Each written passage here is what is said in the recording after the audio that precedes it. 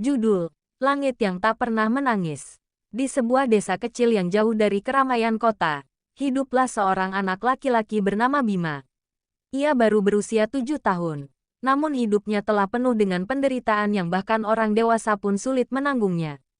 Kedua orang tuanya telah meninggal dalam sebuah kecelakaan, meninggalkannya sebatang kara di dunia yang terasa semakin kejam setiap harinya. Kesepian yang tak berujung. Setelah kematian ayah dan ibunya, Bima awalnya tinggal bersama bibinya, satu-satunya keluarga yang tersisa.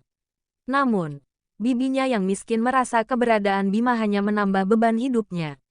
Setiap hari ia mendapat makian, perlakuan kasar, dan seringkali ditinggalkan tanpa makanan. Hingga suatu hari, bibinya mengusirnya. "Pergilah, aku tak bisa merawatmu. Hidupku sendiri sudah susah," bentaknya sambil mendorong tubuh kecil Bima keluar rumah.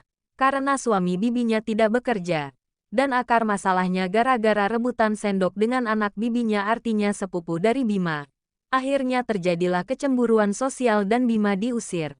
Dan tidak hanya itu, Bima juga dilempar sandal jepit mengenai kepalanya Bima.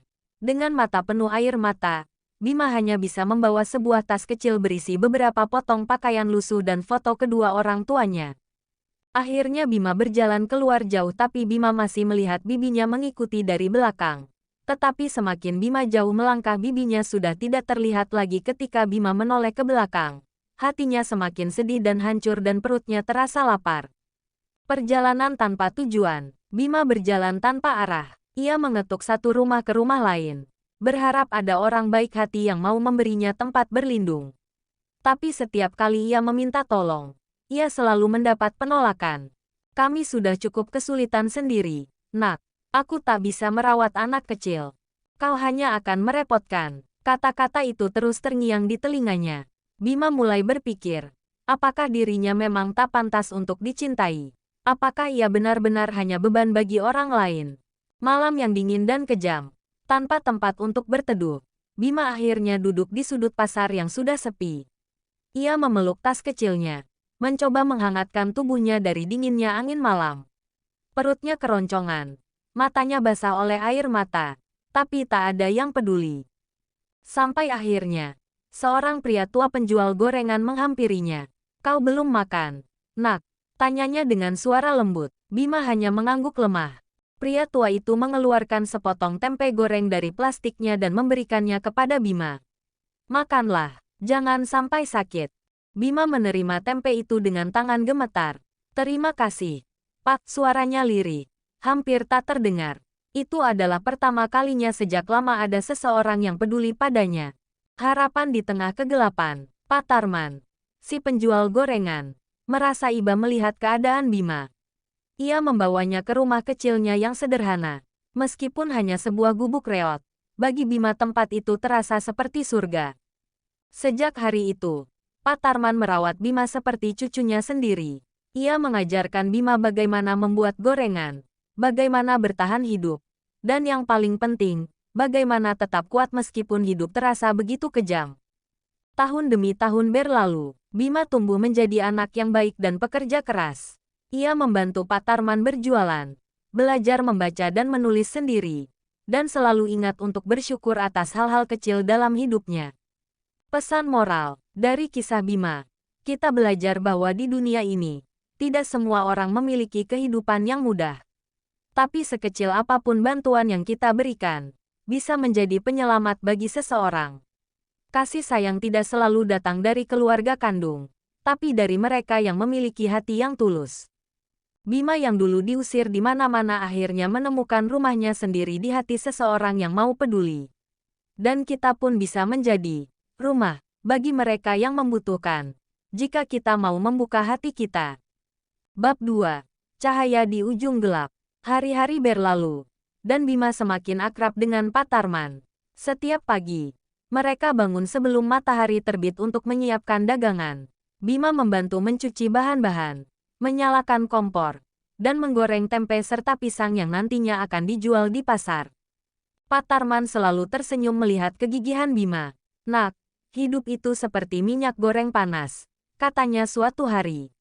"Kadang kita harus melewati panas dan cobaan dulu sebelum menjadi sesuatu yang lezat dan berguna." Bima mengangguk. Ia mulai memahami bahwa hidup ini memang tidak selalu mudah, tapi ada pelajaran berharga di setiap kesulitan, hinaan dan rintangan. Namun, meskipun kehidupannya mulai membaik, tidak semua orang menyukai keberadaannya. Anak itu hanya gelandangan. Jangan biarkan dia dekat dengan kita, ujar seorang pedagang kaya di pasar. Siapa tahu dia pencuri, sahut yang lain. Bima hanya bisa menunduk. Ia ingin membela diri, tapi ia tahu tidak ada gunanya berbicara kepada orang-orang yang hatinya sudah tertutup. Pak Tarman menepuk pundaknya. Jangan dengarkan mereka, nak. Mereka tidak tahu seberapa keras kau berjuang. Namun, suatu hari, musibah besar datang. Kehilangan yang kedua kalinya. Pada suatu malam yang dingin, Pak Tarman jatuh sakit. Tubuhnya menggigil, dan batuknya semakin parah. Bima mencoba mencari pertolongan, tapi tidak ada yang peduli. Kakek cuma butuh istirahat, kata Pak Tarman lemah. Namun, keesokan paginya, tubuh Pak Tarman semakin lemah. Dengan sisa tenaganya, ia menggenggam tangan Bima. Jangan pernah menyerah, nak. Kau akan menemukan kebahagiaanmu suatu hari nanti. Dan pada pagi yang dingin itu, Pak Tarman menghembuskan napas terakhirnya. Bima kembali sendirian. Kali ini, ia benar-benar merasa hancur. Satu-satunya orang yang peduli padanya telah pergi. Air matanya tak bisa berhenti mengalir. Melanjutkan perjuangan, meskipun hatinya penuh luka, Bima tidak mau menyerah. Ia ingat pesan Pak Tarman, dan ia ingin meneruskan usaha kecil kakek tua itu. Dengan modal yang tersisa, Bima mulai berjualan gorengan sendiri. Ia bekerja keras setiap hari, menahan hinaan dan cemoohan, tapi ia tidak peduli. Ia tahu bahwa satu-satunya cara untuk bertahan adalah tetap berjuang. Tahun demi tahun berlalu, dan usaha Bima semakin berkembang. Ia mulai bisa menyewa tempat kecil untuk berjualan. Orang-orang yang dulu meremehkannya kini mulai menghormatinya. Akhir yang penuh harapan. Suatu hari, seorang wanita kaya datang ke warung gorengannya. Ia memperhatikan wajah Bima dengan seksama. Kau, Bima, tanyanya dengan suara bergetar. Bima mengerutkan kening. Iya, Bu, bagaimana Anda tahu? Wanita itu meneteskan air mata. Aku bibimu. Aku menyesal telah mengusirmu dulu. Kamu dulu aku cari kemana-mana tidak ketemu hingga sekarang, ujar bibinya. Tapi, Bima terdiam. Luka masa lalunya masih ada di hati Bima. Tapi ia tidak ingin hidup dalam kebencian. Dan bibinya terus-terusan meminta maaf. Dan Bima pun memaafkannya. Dan Bima bercerita bahwa dulu ada yang menolong dan membesarkannya hingga sekarang. Tapi sekarang orang baik itu sudah meninggal juga karena sudah tua. Dan bibinya mendengar cerita Bima itu tambah menangis. Dan Bima ia hanya tersenyum. Tidak apa-apa, Bu. Aku sudah menemukan keluarga baru dalam perjalanan hidupku. Dari seorang anak yang diusir di mana-mana, Bima tumbuh menjadi pria yang kuat. Hidupnya penuh luka. Tapi ia belajar bahwa keluarga bukan hanya tentang darah, melainkan tentang siapa yang benar-benar peduli. Dan kini, ia adalah orang yang selalu siap menolong mereka yang bernasib sama seperti dirinya dulu. Pesan moral, kisah ini mengajarkan kita bahwa sesulit apapun hidup, selalu ada harapan jika kita mau berjuang. Kebaikan sekecil apapun bisa mengubah hidup seseorang. Jangan pernah menutup hati untuk orang-orang yang membutuhkan, karena kita tidak tahu bagaimana kehidupan mereka akan berakhir. Seperti Bima, setiap orang punya kesempatan untuk bangkit, asalkan tidak pernah menyerah. Bab 3. Menerangi hidup orang lain. Setelah bertahun-tahun berjuang, kini Bima telah memiliki usaha gorengan yang sukses.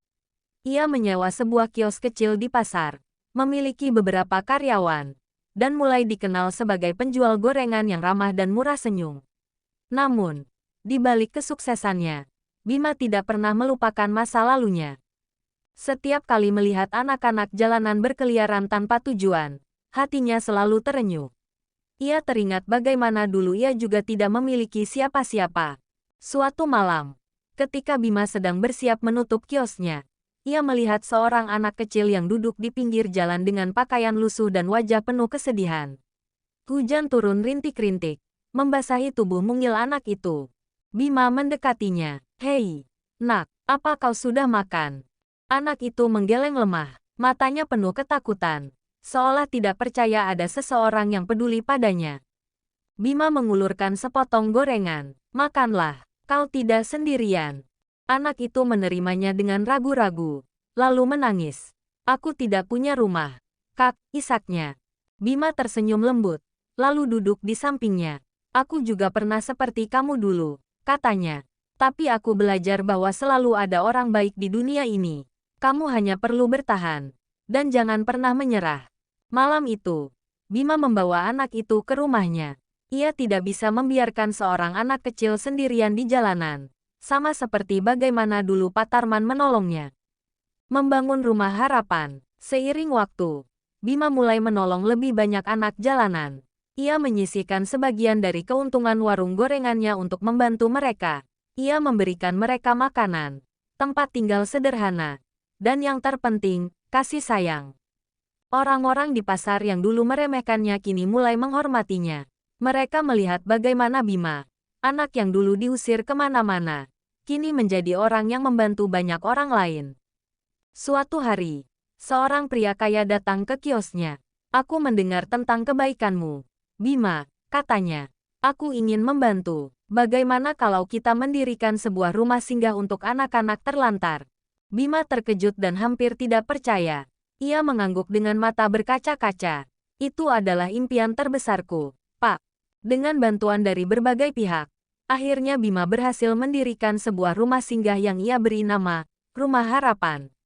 Tempat itu menjadi rumah bagi anak-anak yang tidak memiliki keluarga, memberikan mereka makanan, pendidikan, dan kesempatan untuk meraih masa depan yang lebih baik.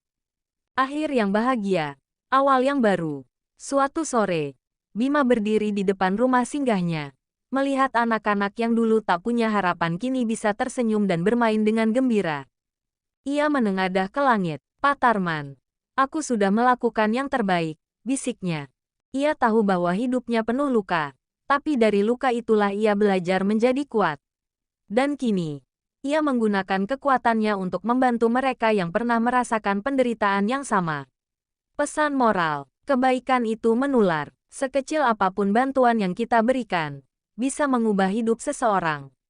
Seperti Bima, kita semua bisa menjadi cahaya bagi orang lain, meskipun kita sendiri pernah hidup dalam kegelapan.